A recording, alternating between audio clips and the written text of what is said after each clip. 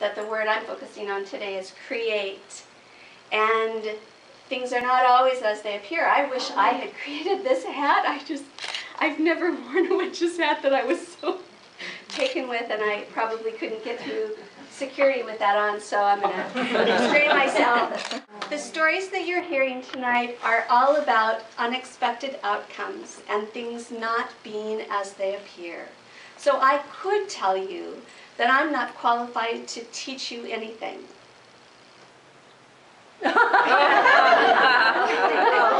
I could tell you that I'm not qualified to teach you anything. I don't have a degree in anything.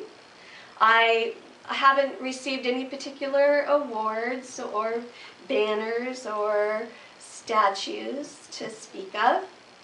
But my greatest accolade is that children under the age of 9 trust me and would like to spend time with me. So I will tell you that that is what recommends me to you tonight, that children think that I'm okay.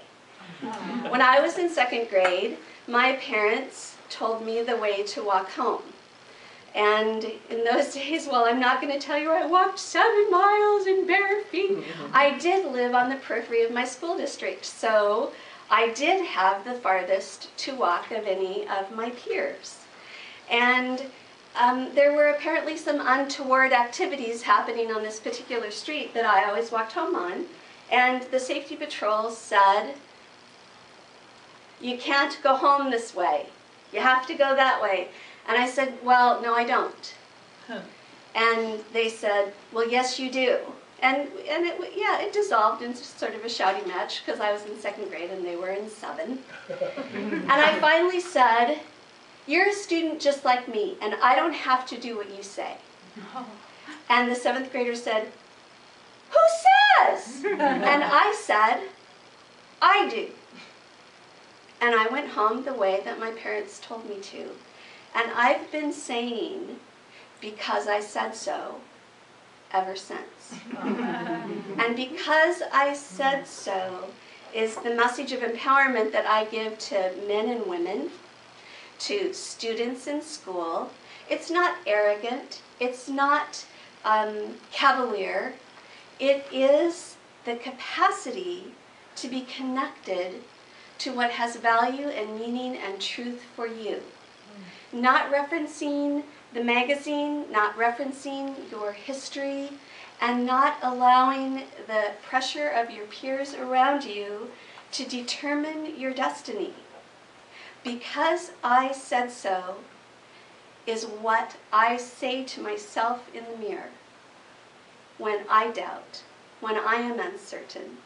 I have dedicated my life to a host of activities, none of which are particularly lucrative in the manner in which our culture values success. And yet I feel as if I am the luckiest person on the planet, because every day when I wake up, I want to get out of bed. I can't wait to do what I get to do because it is my passion, it is my calling, and it is my mission.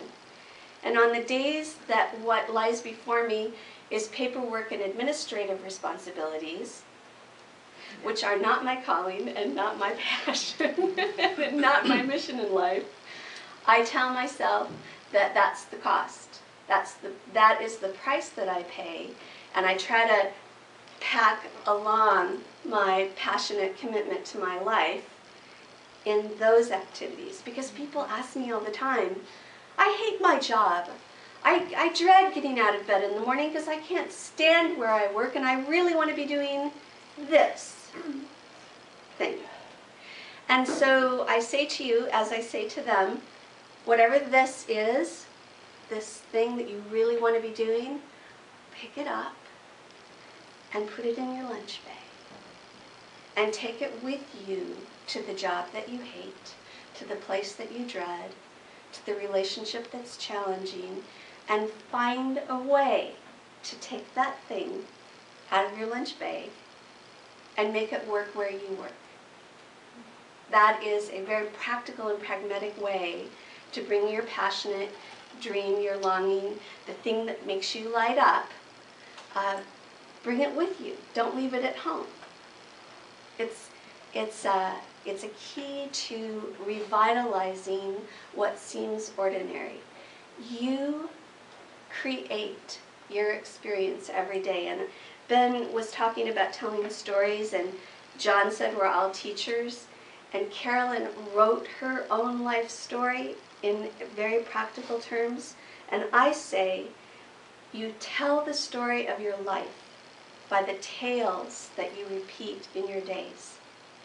So if you hear yourself saying, you wouldn't believe what happened on the way home last night, or I knew that was going to happen again, I said to John, if you hear words like that coming out of your mouth, ask yourself, is that the story of your life that you want to be telling?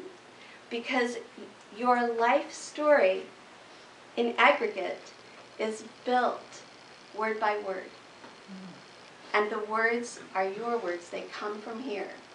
So listen to what you speak, because what you speak comes from what you believe, and it's how you build the life that you live. And when you stand in the mirror, say to yourself, because I said so.